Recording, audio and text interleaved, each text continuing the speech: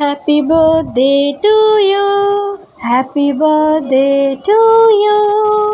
Happy birthday, happy birthday, happy birthday to you. Yes, আজকে ঠিক ব্লগটা এইভাবেই শুরু হলো, কারণ দিনটা ঠিক এভাবেই শুরু হয়েছিল। শোনো, আমাকে গুড মর্নিং উইশ করে হ্যাপি বার্থডে উইশ করেই দিন শুরু হয়েছিল, কারণ আজ ছিল সেই গ্রেট ডে, সোনামার বার্থডে। ও কিচ্ছু জানতো না, ওর জন্য এই সারপ্রাইজ গিফটগুলো অ্যারেঞ্জ করা হয়েছিল। এগুলো যদিও ওর চেকলিস্টের মধ্যে ছিল, কিন্তু ও জানতো না যে এগুলো ও বার্থডেতে পাবে। আর সারপ্রাইজ গিফট পেতে কার না ভাল লাগে। সকাল সকাল উঠে মেয়ের হাসিটা দেখো মুখে। তবে সব কিছুতেই আমি দেখেছি আমার মেয়ের এক্সপ্রেশনটা একটু কম, একটু ওর বাবার মতো আর কি। ওর বাবাও কিন্তু এক্সপ্রেস একটু কম করে, আর মেয়েকেও দেখেছি একটু কম এক্সপ্রেস করতে। ওর জায়গায় আমি হলে এতক্ষণ যে কত লাফালাফি করে ফেলতাম, কত কিছু করে ফেলতাম, আই রিয়েলি ডোন্ট নো। ঠিক আছে, চলো। আর আজকে নতুন আরেকটা জিনিস আমাদের মানে সোনামার ছেলে মেয়েদের মধ্যে অ্যাড হলো। এটা সোনামার নতুন মেয়ে। তো সোনামা, এটা পেয়ে কেমন হ্যাপি, আর তোমার ফিলিংস একটু শেয়ার করো। আমি তো খুব খুব খুব খুব মজা পেয়েছি এই সারপ্রাইজ গিফটসগুলোকে পেয়ে। থ্যাংক ইউ মাম্মা, থ্যাংক ইউ বাবাই ফর অ্যারেঞ্জ দিস গিফটস। ব্যাস, গিফট পেয়ে এক্সপ্রেশন নিজের মানে ধরে রাখতে পারলো না। তারপরে ও রেডি হয়ে এখানে কাজু কিশমিশ আর একটু আমন্ড ভেজানো ছিল রাতে, সেটা নিয়ে বসে পড়লো। আর সেই সঙ্গে ক্যারাম খেলা। নতুন একটা গিফট এসছে বাড়িতে, আর ক্যারাম খেলবে না সেটা হয়? আমিও একটুখানি বসে পড়েছি ওর সাথে একদম খেলতে, কারণ ক্যারাম খেলতে আমার দারুণ লাগে। আর এইটা হচ্ছে birthday special breakfast. Birthday special ব্রেকফাস্টে ছিল লুচি, সাদা আলুর তরকারি আর মিষ্টি। এটা কিন্তু সোনামার ডিম্যান্ডেই ছিল, আর আমিও ওর সাথে একটু নিয়ে বসে পড়েছি লুচি মিষ্টি। বাবাকে ভোগ দিয়েছিলাম, তো সাই বাবার ওটাই খেতে শুরু করলাম। ওদিকে ওরা খেলছে, বাবা আর মেয়ে, এদিকে আমি রান্নাবান্না করছি। আজকে তো একটু স্পেশাল রান্নাবান্না হবেই। মেয়ে খেতে চেয়েছে ইলিশ, মাটন, যা যা খেতে চেয়েছিল ওর বাবা সব এনে দিয়েছে। আমি একটু ইলিশের পাতুরি বানাচ্ছি, ওই একটা একটা করে করতে গেলে দেরি হবে, তাই একবারেই করছি। আর এদিকে সোনামা দেখো মেয়েকে কি করছে, একটা নাকি ও কেক খাবে। ও তো খাবে না, ও মেয়েকেও খাওয়াচ্ছে, ওকেও খাওয়াচ্ছে। তুই খা রে, তুই খা রে। ওর মুখে একটুখানি ফাঁকা, সেখান দিয়ে পারলে ঢুকিয়ে দিলে হয়। তো সেই সব কিছু সেরে এখন ওর লাঞ্চ রেডি করে ফেলেছি। দেখো আজকে এইভাবে ওকে সাজিয়ে গুছিয়ে খেতে দিয়েছিলাম। 7 রকমের মিষ্টি ছিল, দই ছিল, পোলাও, আলু ভাজা, মাছ ভাজা, তার সঙ্গে ইলিশ মাছের পাতুরি, মাটন, চাটনি।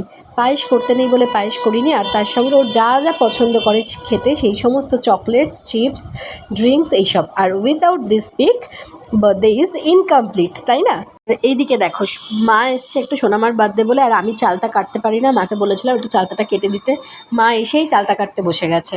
তো চালতার চাটনিটাও করে দেবো। বাবা একটু রেস্ট নিচ্ছে, সোনামা ওদিকে খাচ্ছে। চলো আমিও লাঞ্চটা করে নিই, কারণ 1:30 বেজে গেছে। আমি তো খাবো পোলাও। আমার খুব ইচ্ছে করলো আজকে কলা পাতায় খেতে, সেই জন্য আমি কলা পাতায় ইলিশ আর পোলাওটা খাচ্ছি। আর মাটনটা, আমি বেসিক্যালি ইলিশ খুব একটা পছন্দ করি না, তাই জন্য আমি শুধু গ্রেভিটাই খাবো। মাটনের একদম হালকা পাতলাই ঝোল করেছিলাম আজকে। মা বাবা চলে গেল, তার আগে একটা টুক করে ছবি তুলে নিলাম। নিয়ে এ দেখো ও খেলছে এখানে, আর আমি ওখানে। বাবা রেডি হচ্ছে, বলছি যে তাড়াতাড়ি করে চলো, তুমি দুজনকে দিতে যাবে। ও বাবা, এ দেখো এখন ওকে পেয়েছে, ওকে নিয়ে সারাক্ষণ। আমি তো ওকে পেয়ে খুব মজা হয়েছে আমার। ওটা আমার ছোট্ট পুচকি মেয়ে। তার মধ্যে ও পেয়ে যে রাগ করেছে, সেটা তো সামনে চুলগুলোকে কেটে দিয়েছে। কি বলবো, কিছু বলার নেই। যাই হোক, চলো একটু রেস্ট নিই। নিজের তো জ্বর, শরীর খারাপ, সর্দি কাশির মধ্যে দিয়ে জীবন যাচ্ছে। প্রচণ্ড টায়ার্ড লাগছে, একটু ঘুমিয়ে রেস্ট নেবো ভাবছি। চলো একটু ঘুমিয়ে নিই। একটা জম্পেস ঘুম দিয়ে উঠলাম। এটা সোনামার বিকালের আউটফিট, বার্থডে স্পেশাল। কেমন হয়েছে জানিও। আমি আর সোনামার দুজনেই রেডি হয়ে গেছি, যাব হচ্ছে ঠাকুর দেখতে। কিছুটা ঠাকুর দেখে তারপরে খাওয়া দাওয়া করে ফিরে আসবো, কারণ সোনামার কিন্তু এখন আবার একটু গাটা গরম গরম। কাজে বেশি দূরে কোনো যাওয়ার প্ল্যান ছিল, সেই সমস্ত কিছু ড্রপ করতে হলো। তো ওকে কেমন লাগছে প্লিজ একটু জানিও। তোমরা বলো আমার এই জামাটা কেমন লাগছে। আর সেকেন্ড হচ্ছে আমায় কেমন দেখতে লাগছে। ওদিকে বাবাইও রেডি হয়ে গেছে। চলো আমরা যাই, গিয়ে ঘুরে আসি। ও মাই গড, রাস্তায় বেরিয়ে এত আলো, এত কিছু ব্যানার, এত লোকজন, হইচই, পুজো পুজো ভাব এবার মনে হচ্ছে। একটা জায়গায় ঠাকুর দেখতে গেছিলাম, সেখানে গিয়ে যেটা দেখলাম, এটা লাইভ পারফরমেন্স হচ্ছে। দেখো সাঁওতালি ডান্সের, এটা বেশ দেখতে ভালো লাগলো। কি সুন্দর হচ্ছে না, পুরো মাঠ ভর্তি জল কাদা চারিদিকে। আর ভিড় দেখো, পঞ্চমী সন্ধ্যে 7:30টায়, মাত্র 7:30 বাজে, আর তার মধ্যে এত ভিড়। সোনামা তো আস্তে আস্তে পা ফেলে ফেলে যাচ্ছে। আমি বললাম হ্যাঁ কাদা আছে, দেখে দেখে যেও। তো চলো ঠাকুরটা দেখাই তোমাদেরকে। দেখো গিয়ে দেখলাম ঠাকুরটা কিন্তু ভারী সুন্দর দেখতে হয়েছে, খুব সুন্দর দেখতে হয়েছে ঠাকুরটা। তো তারপরে একটা একটা করে আমরা চলে গেলাম ঠাকুর দেখতে। এই ঠাকুরটা আমার খুব ভালো লেগেছে, চোখগুলো খুব সুন্দর। বেরিয়ে দেখলাম এখানে একটা বাউল পারফরমেন্স হচ্ছে, এটাও লাইভ পারফরমেন্স হচ্ছে। এইগুলো বেশ ভালো লাগলো যে লাইভ পারফরমেন্স তো এখন খুব একটা হয় না। ওদের থিমটা ছিল হচ্ছে সাঁওতালি জীবনযাত্রার ওপরেই আর কি। তো সাঁওতালি ডান্স আর ওখানে ছিল একটা বাউল গানের পারফরমেন্স। তারপরে এলাম পরের ঠাকুরটা দেখতে। এদের ঠাকুরের প্যান্ডেল ছিল পঞ্জিকা, সেই হিসেবেই ওরা থিমটা করেছিল জিনিসটা। উদযাপন দেখো কীরকমভাবে করেছে, ভালোই করেছে, যে এত সুন্দর করে পরিশ্রম করেছে এটাই বড় কথা। প্রথমে এটা জগন্নাথ দর্শন হয়ে গেল ঢুকে, তারপরে দেখো কী সুন্দর ঝাড়গুলো দেখতে, না কী সুন্দর প্রদীপের মতো। আমার তো ভীষণ ভালো লাগলো। আর এখানে এত ভিড়, মানে আমার একদম মানে কি বলবো ওই লাগছিল। ভেতরে গিয়ে দেখলাম সবই ঠিক আছে, কিন্তু ঠাকুরের মুখগুলো এত বেশি লাইট ফোকাস। তারপরে এলাম একটা সাবেকি ঠাকুর দেখতে, যেটা এখন দেখতেই পাওয়া যায় না, খুব ভালো লাগলো। তারপরে এলাম হচ্ছে একটুখানি খেতে। এই রেস্টুরেন্টটায় আগেরবারে সোনামার বার্থডে সেলিব্রেশন হয়েছিল 5th ইয়ার, এবছর ওর ওখানেই যাওয়ার ডিমান্ড ছিল, তাই গেছিলাম। এটা নক্স, এখানকার বড় একটা রেস্টুরেন্ট, কিন্তু ওদের রুফটপে আমাদের খাওয়ার ইচ্ছা ছিল, রুফটপটা বন্ধ ছিল। ততক্ষণ আমরা একটু ফটোশ্যুট করে নিলাম, ফটোশ্যুট করে নিয়ে গিয়ে খেতে গেলাম। এদের রেস্টুরেন্টটার 3টে পার্টে আছে, তো আমরা নিচের পার্টটাতেই গেছিলাম, ওপরের পার্টটা যেহেতু বন্ধ ছিল, ওটা ষষ্ঠী থেকে ওপেনিং হবে বললো। তো সেই দুটো যাই হোক, এখানে আগেও গেছি খেতে, আরও একবার গেলাম। গিয়ে কী কী খাবার অর্ডার করলাম দেখো, সোনামা তো গিয়ে প্রশ্নের শেষ নেই, সব জায়গায় প্রশ্ন। এই রেস্টুরেন্টটা অ্যাকচুয়ালি একটা জাঙ্গল থিমের ওপরে, ঠিক আছে, এর মধ্যে অ্যানাকোন্ডা, টাইগার সমস্ত কিছু রাখা আছে। এবার এগুলো কিন্তু সব রিয়েল মাম্মা। না, তুমি আমাকে প্লিজ ভয় দেখিও না, এটা কিন্তু নন রিয়েল।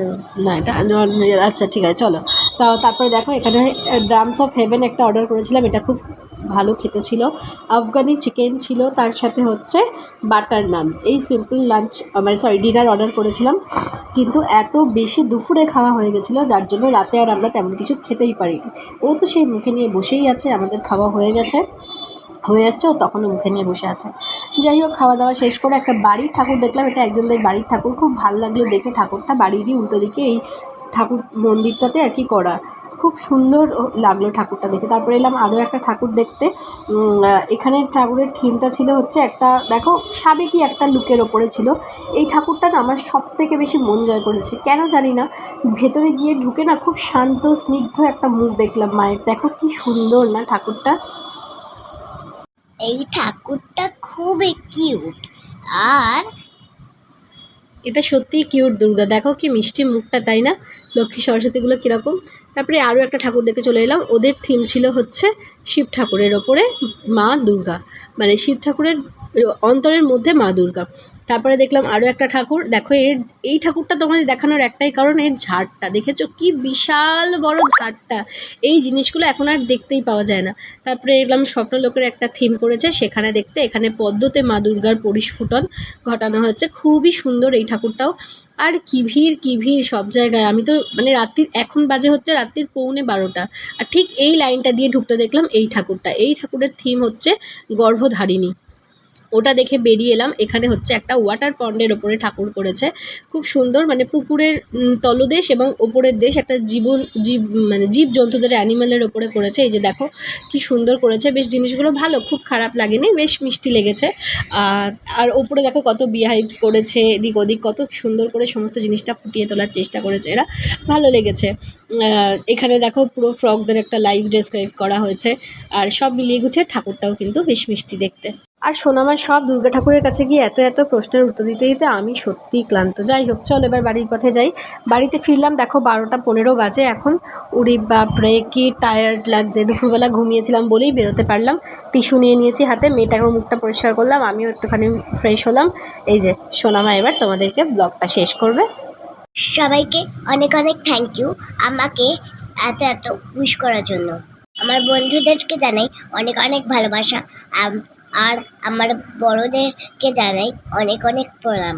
তোমরা সবাই ভালো থেকো, সুস্থ থেকো, আর এই ব্লগটাকে ফুটিয়ে তোলো। আর আজকে আমার বার্থডে ব্লগটা তোমাদের কেমন লাগলো জানিও প্লিজ।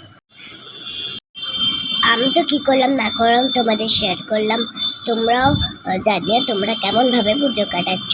টাটা, কালকে আবার দেখা হচ্ছে।